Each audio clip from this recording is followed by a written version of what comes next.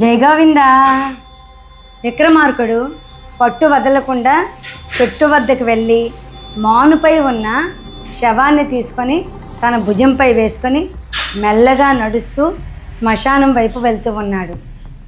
శవంలో ఉన్న బేతాళుడు విక్రమార్కుడికి ఎటువంటి ప్రశ్నను వేయాలా అంటూ తికమక పడుతూ ఉన్నాడు. ఎలాంటి క్లిష్టమైన ప్రశ్న వేస్తే విక్రమార్కుడు సందిగ్ధతతో ఉంటాడు అని ఆలోచిస్తూ ఉన్నాడు బేతాళుడు. తలుపున ప్రశ్న దొరికింది. విక్రమార్క, దుష్టుల్ని శిక్షిస్తాడు, శిక్షల్ని రక్షిస్తాడు, అందరినీ ఆదుకుంటాడు అంటావే విష్ణుమూర్తి, దశావతారాలు ఎత్తాడు.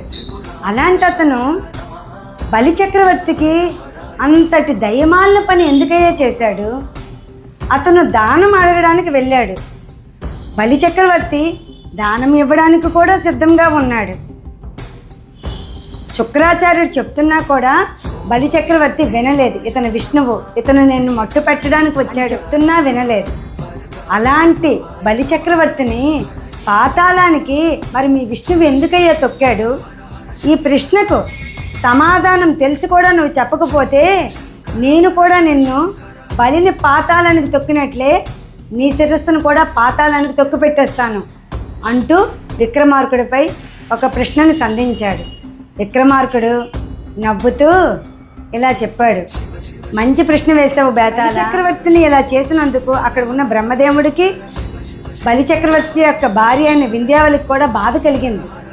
ఇలాంటి పని చేశారేమిటి విష్ణువు అని బాధతో బ్రహ్మదేవుడు, ఓ దేవా, బలిచక్రవర్తి మహాదాత, ఈ సామ్రాజ్యాన్ని అంతటిని 3 లోకాలను కూడా తృణప్రాయంగా నీ పాదాల వద్ద చేర్చేశాడు. వింధ్యావళి కూడా విషన్న వదనంతో, ఓ దేవా, నా భర్త చేసిన అపరాధం ఏమిటి? అతన్ని ఎందుకు ఇలా బంధిస్తున్నావు? నీ కోసమని అతను దానంగా సర్వాన్ని త్యాగం చేస్తున్నాడు కదా అని మొరపెట్టుకుంటూ ఉంది. ప్రహ్లాదుడు బలిచక్రవర్తి యొక్క తాత. విష్ణువుతే లానా విష్ణు, నా మనవడి యొక్క అహంకారాన్ని అణచడానికై నీవు ఈ అవతారాన్ని దాల్చావని నాకు అర్థమవుతూ ఉంది అని చెప్పగానే పరమ దయాళువైన శ్రీమన్నారాయణుడు ప్రసన్న వదనంతో మందస్మితమైన ముఖంతో ఇలా పలుకుతున్నారు, ఎవరినైతే నేను అనుగ్రహిస్తూ ఉంటానో వాళ్ళ యొక్క సర్వ సంపదను హరించి వేస్తాను. నేనే గొప్ప, నాకన్నా మించిన వాడు లేడు అంటూ లోకాన్ని నన్ను ధిక్కరిస్తాడో వాడిని దుర్గతి పాలు చేస్తాను. మనిషి ఎప్పుడూ బలం, వయస్సు, రూపం, సౌందర్యం, కీర్తి, ఐశ్వర్యం ఇలాంటి వాటికి వసుడవుతాడు. వాడిని ఎప్పటికీ నేను రక్షించలేను.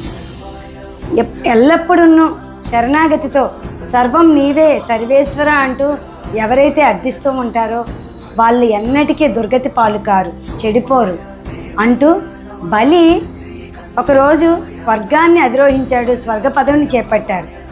ఎవరైతే అహంకారము, అజ్ఞానము అనే పదవిని చేపడతారో వాళ్ళని అహంకారాన్ని తొలగించడానికి నా పాదాక్రాంతం చేసుకుంటాను. శ్రీమన్నారాయణుడి యొక్క పాదాలను బలి తలపై మోపారు అంటే చక్రవర్తి జన్మ జన్మలు చేసుకున్న పుణ్యం.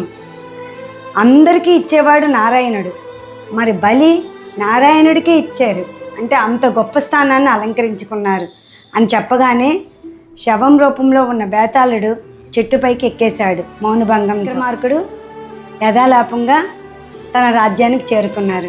జై గోవిందా.